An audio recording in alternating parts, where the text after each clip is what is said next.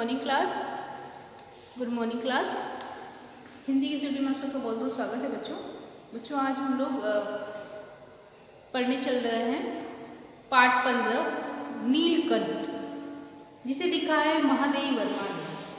नीलकंठ जिसे लिखा है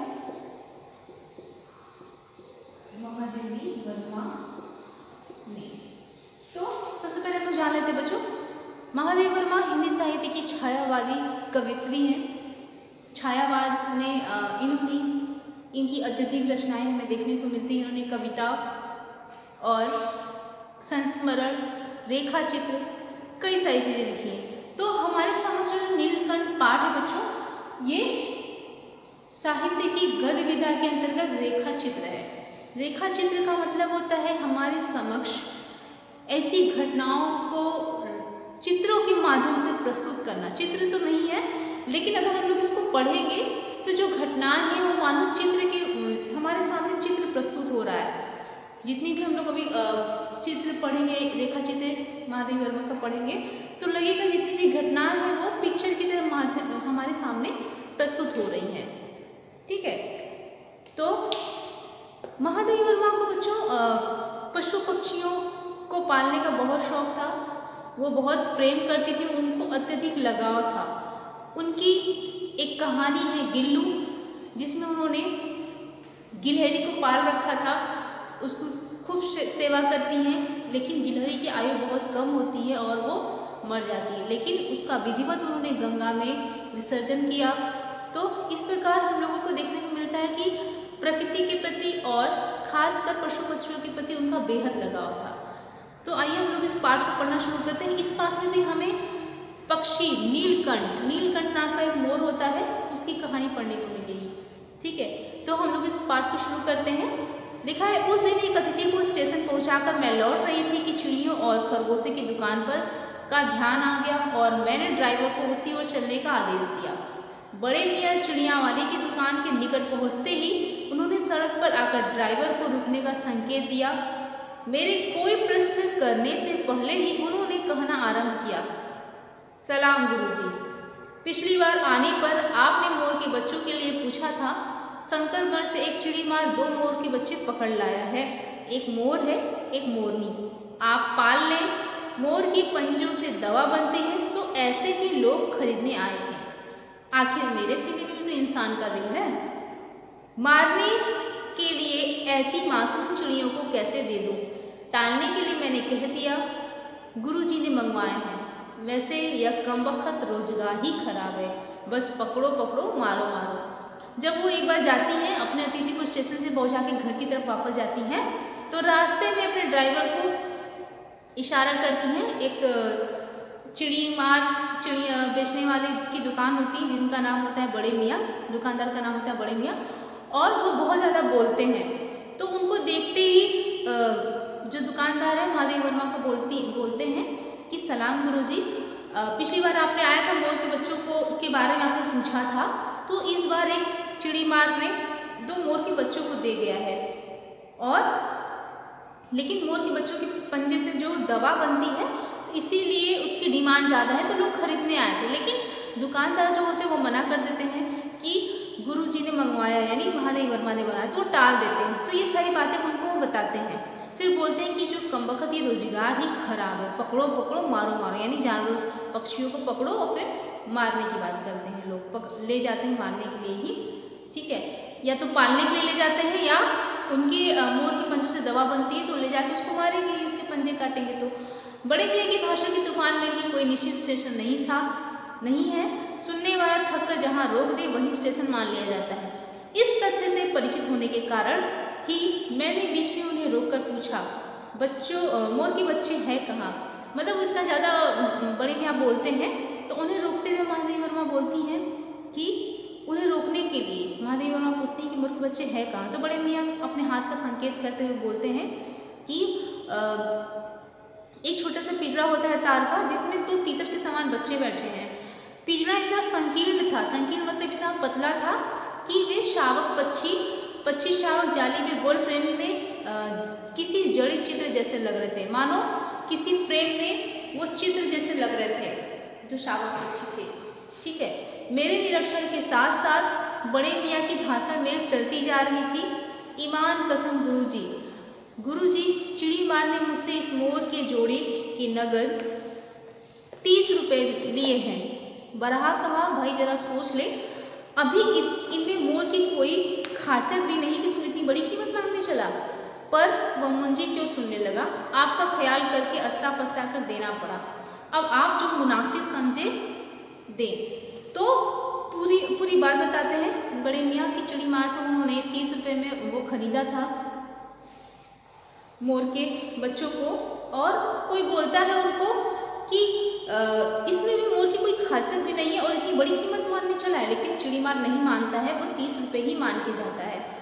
अस्तु मतलब इस प्रकार 30 चिड़ीमार के नाम और 5 बड़े मियाँ के नाम देकर वो पिंजड़ा कार में रखती है और जाली के चौखट का चित्र मानो सजीव उठता है। वो पिंजड़ा में जो तीतर के समान बैठे थे मोर के बच्चे, वो मानो सजीव उठते हैं, उसमें उनमें हलचल आ जाती है। दोनों 25 शावकों के छटपटाने से लगता था मानो पिंजड़ा ही सजीव और उड़ने योग्य हो गया है। मानो पिंजड़ा अब उड़ने योग्य हो गया है। अब पहले तो चित्र जैसे लग रहा था, इतने छोटे सब बैठे थे। घर पहुंचने पर सब कहने लगे चित्र है, मोर कहकर ठग लिया। कदाचित अनेक बार ठगे जाने के कारण ही ठगे जाने के बाद मेरे चिढ़ जाने की दुर्बलता बन गई। कई बार लोग बोलते हैं कि तुम ठग गई हो, ये मोर नहीं है, मोर के तीतर हैं, ये तुम्हें ठग लिया है दुकानदार ने। तो वो चिड़चिड़ी हो जाती है।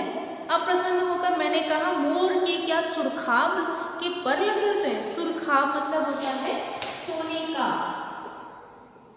सुरखाब यानी सोने का, पर मतलब होता है पंख। तो वही बोलते हैं कि क्या मोर के क्या सोने के पंख लगे होते हैं, है तो पक्षी ही। चिढ़ा दिया जाने के कारण ही संभवतः उस दोनों पक्षियों के प्रति मेरे व्यवहार और यत्न में कुछ विशेषता आ गई। पहले अपने पढ़ने लिखने के कमरे में उनका पिंजड़ा रखकर उसका दरवाजा खोला, फिर 2 कटोरों में सत्तू की छोटी छोटी गोलियां और पानी रखा। वे दोनों चूहेदानी जैसे पिंजरों से निकलकर कमरे में मानो खो गए, कभी मेज के नीचे घुस गए, कभी अलमारी के पीछे। अंत में इस लुका छिपी से थककर उन्होंने मेरे रद्दी कागजों की टोकरी में अपने नए बसेरे का गौरव प्रदान किया।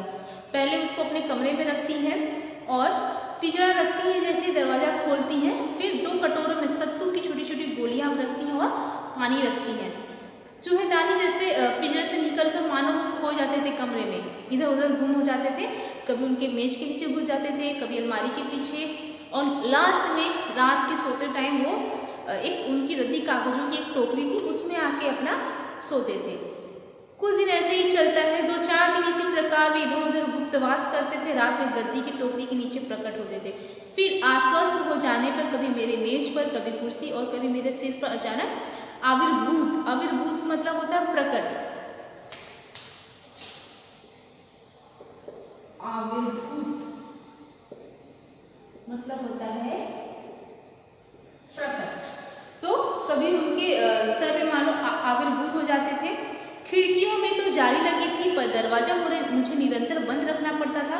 खुला रहने पर चित्रा यानी बिल्ली, इनकी जो बिल्ली थी, इन नवागंतुकों का पता लगा सकती थी। नवागंतुक मतलब नए मेहमान। जब इनके पास एक बिल्ली थी, वो बोलती है कि अगर मैं दरवाजा खुला रखती तो चित्रा इन नवागंतुकों का पता लगा सकती थी और तब उसके शोध का क्या परिणाम होता यह अनुमान करना कठिन नहीं है। वो इसका मतलब वो खा जाती, उसके शोध का परिणाम, उसके शोध का क्या है परिणाम करना, मतलब उसको खा जाती वो। वैसे वह चूहों पर भी आक्रमण नहीं करती, परंतु यहाँ 2 सर्वथा अपरिचित पक्षियों के अनाधिकार चेष्टा का प्रश्न है। उसके लिए दरवाजा बंद रहे, यह दोनों दृष्टि से ऐरी गैरी मेरी मेज को अपना सिंहासन बना ले, यह स्थिति चित्रा जैसी स्वाभिमानी मर्जारी के लिए असहाय थी। महादेवी वर्मा का कहना है कि चित्रा के पक्ष में वो सोचते हुए बोल रही हैं कि वो सोचेगी कि उसके न रहने पे कोई ऐरा गहरा आए। 2 नवागंतुक यानी 2 25 शावक थे, वो उस महादेवी वर्मा के कमरे में आए और अपना राज कर ले, तो वो नहीं सह सकती थी।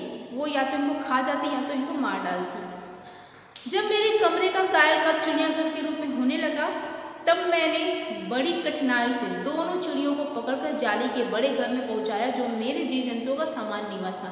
कायाकल्प मतलब स्वरूप, जब उनके कमरों का स्वरूप मानो जैसा लगता था चिड़ियाघर हो गया। क्यों हो जाता था? क्योंकि वो कभी मेज पे चढ़ते थे, कभी रद्दी कागज टोकरी में इधर उधर सामान फैलाए रहते थे, जैसा लगता था कि चिड़ियाघर है। तो जैसे चिड़ियाघर का कायाकल्प था, तो मानो उनके कमरे का भी वैसे ही हाल होते जा रहा था।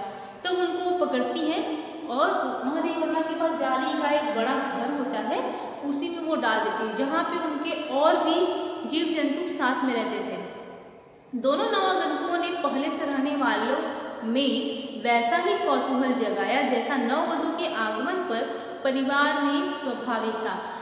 नवागंतुओं ने अन्य जीव जंतुओं के भीतर कौतूहल जगाया, जिज्ञासा पैदा की। कैसी? जैसे घर में जब कोई नई वधू आती है तो लोग उसके विषय में जानने के लिए तत्पर होते हैं, तो वैसे ही जब दोनों नवागंतु जाली के घर में जाते हैं तो अन्य जो सदस्य थे जाली घर के जीव जंतु थे, वो क्या करते हैं? जिज्ञासा होते हैं। लक्का कबूतर नाचना छोड़कर दोनों पैर पर दौड़ पड़ता है और चारों ओर उनके गुटर की रागनी अलापने लगता है। बड़े खरगोश सब सभासदों के समान क्रम में बैठकर गंभीर भाव से उनका निरीक्षण करने लगे। ऊन की गेंद जैसे छोटे खरगोश उनके चारों ओर शोरगुल मचाने लगे। तोते मानो भली भांति देखने के लिए एक आंख बंद करके उनका परीक्षण करने लगे। उस दिन मेरे चिड़ियाघर में मानो भूचाल आ गया, जैसा लग रहा था कि चिड़ियाघर में पूरा भूचाल आ गया है। धीरे धीरे दोनों मोर के बच्चे बढ़ने लगे। उनका कायाकल्प वैसे क्रमशः रंगमय हो गया जैसे इल्ली से तितली बनना। अब मोर के बच्चे बड़े होते हैं और धीरे धीरे मोर के रूप में आने लगे। मोर के सिर की कलगी और सघन ऊंची और चमकीली हो गई, चोंच अधिक बंकिम और पैनी हो गई, गोल आंखों में इंद्रनी की नीलाभ धूती झलकने लगी। लंबी नील हरित ग्रीवा की हर भंगिमा में धूप छाई तरंगे उठने गिरने लगी। दक्षिण वाम दोनों पंखों में सलेटी और सफेद आलेखन स्पष्ट होने लगे। पूंछ लंबी हुई और उनके पंख पर चंद्रिकाओं के इंद्रधनुषी रंग उद्दीप्त हो उठे। रंग हरित पैरों को गर्वीली गति ने एक नई गरिमा से रंजित कर दिया। उसका गर्दन ऊंची कर देखना, विशेष भंगिमा के साथ नीची कर दाना चुगना, पानी पीना, टेढ़ी कर शब्द सुनना आदि क्रियाओं में जो सुकुमारता और सौंदर्य था, उसका अनुभव देखकर ही किया जा सकता है। गति का चित्र नहीं आंका जा सकता है। जितनी भी विशेषताएं उन्होंने नीलकंठ के बारे में बताई, वो कैसे ऊंची गर्दन करके देखता है, टेढ़ी करके बातों को सुनता है, नीचे अपनी गर्दन करके दाना चुगता है, पानी पीता है, तो सारी चीज़ें में सुकुमारता झलक रही थी। मोरनी का विकास मोर के समान चमत्कारिक तो नहीं हुआ, परंतु अपनी लंबी धूप छाई गर्दन, हवा में चंचल कलगी, पंखों की श्याम श्वेत पत्र लेखा मंथर गति आदि से वह भी मोर की उपयुक्त संरचना होने का प्रमाण पाती है। नीलाभ ग्रीवा, नीलाभ का अगर हम संधि कर देंगे तो नीली आभा, नीलाभ यानी नीली आभा। अब हम किसको बोलते हैं? चमक। आभा क्या होता है? चमक, यानी नीले रंग का जो चमक था उसके भीतर ना नीलाभ ग्रीवा, नीले गर्दन के कारण मोर का नाम नीलकंठ और उसकी छाया के समान रहने के कारण मोरनी का नामकरण हुआ राधा। मुझे स्वयं ज्ञात नहीं कि नीलकंठ ने अपने आप को चिड़ियाघर के निवासी जीव जंतुओं का सेनापति और संरक्षण नियुक्त कर लिया। सवेरे ही वह खरगोश, कबूतर आदि की सेना एकत्र कर उस ओर ले जाता जहां दाना दिया जाता है और घूम घूम कर मानो रखवाली करता रहता। किसी ने कुछ गड़बड़ की तो वह अपने तीखे चंचुल प्रहार से उसे दंड देने दौड़ा। खरगोश के छोटे बच्चों को वह चोंच से उनके कान पकड़कर ऊपर उठा लेता था और जब तक आर्त क्रंदन न करने लगते उन्हें अधर में लटकाए रखता। तो उसके व्यवहार के कारण लोग उसको प्यार करते थे नीलकंठ को, और सब उसकी बात भी मानते थे और धीरे धीरे सबकी रक्षा वो करता था, केयर करता था। तो उस जाली घर का वो सेनापति बन गया था। छोटे छोटे खरगोश के बच्चे थे, उसको खिलाता था। किस प्रकार खिलाता था? उनके कान पकड़ के अपनी चोंच से बीच में अधर में लटकाया रहता था। अब वो सारे खरगोश के बच्चे आर्त क्रंदन जब तक करने न लगे तब तक वो लटकाया रहता था। कभी कभी उसकी पैनी चोंच से खरगोश के बच्चों का कर्णवेद संस्कार हो जाता था। महादेवी वर्मा और बोलते हुए लिखती हैं कि उसका जब चोंच कान को पकड़े रहता था तो कान में छेद हो जाता था। तो जैसे रहता था उनका कर्ण, कर्ण मतलब कान, वेद मतलब होता है छेद। तो कानों का मानो उसमें संस्कार, कर्ण वेद संस्कार हो जाता था। जो हमारे 16 संस्कार में हमारे संस्कार है कर्ण छेदन का संस्कार, उसको कर्ण वेद संस्कार बोलते हैं। तो मानो उसकी पहली चोंच से खरगोश के बच्चों का कर्ण वेद संस्कार हो जाता था। पर वे फिर कभी उसे क्रोधित होने का अवसर न देते थे। दंड विधान के समान ही उस जीव जंतुओं के प्रति उसका प्रेम भी असाधारण था।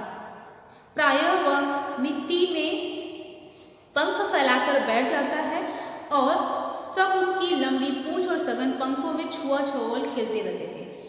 ऐसी ही किसी स्थिति में एक सांप जाली के भीतर पहुंच गया।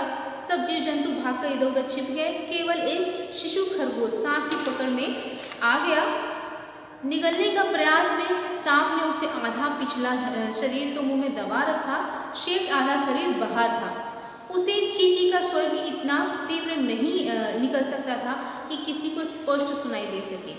नीलकंठ दूर ऊपर झूले में सो रहा था। उसकी चौकन्ने कानों ने उस मंद स्वर की व्यथा पहचानी और वो पूंछ पंख समेट कर सरल से झट से झपट्टे से नीचे आ गया। संभवतः उसकी सहज चेतना से ही समझ लिया होगा कि सांप के फन पर चोंच मारने से खरगोश भी घायल हो गया। अब सांप ने खरगोश का पिछला हिस्सा पकड़ा है, खरगोश के बच्चे का पिछला हिस्सा पकड़ा था, तो वो धीरे धीरे रो रहा था खरगोश। अब वो सोचता है कि उसके फन पे मारेगा अगर नीलकंठ तो सांप खरगोश भी घायल हो जाएगा। वो क्या करता है, उसने सांप के फन को पंजे से दबाता है, फिर चोंच पर इतना प्रहार किया कि वो अधमरा हो गया। पकड़ ढीली पड़ते ही खरगोश का बच्चा मुंह से निकल तो आया, परंतु निश्चेष्ट था वहीं पड़ा था। राधा ने सहायता देने की आवश्यकता नहीं समझी, परंतु अपनी मंद केका से किसी असामान्य घटना की सूचना सब ओर प्रसारित कर दी। माली पहुंचा, फिर हम सब पहुंचे। नीलकंठ सांप के जब 2 खंड कर चुका था तब उस शिशु खरगोश के पास गया और रात भर उसे पंखों के नीचे उष्णता देता रहा। कार्तिकेय ने अपने युद्ध वाहन के लिए मयूर को क्यों चुना होगा, यह उस पक्षी का रूप और स्वभाव देख के समझ आता है।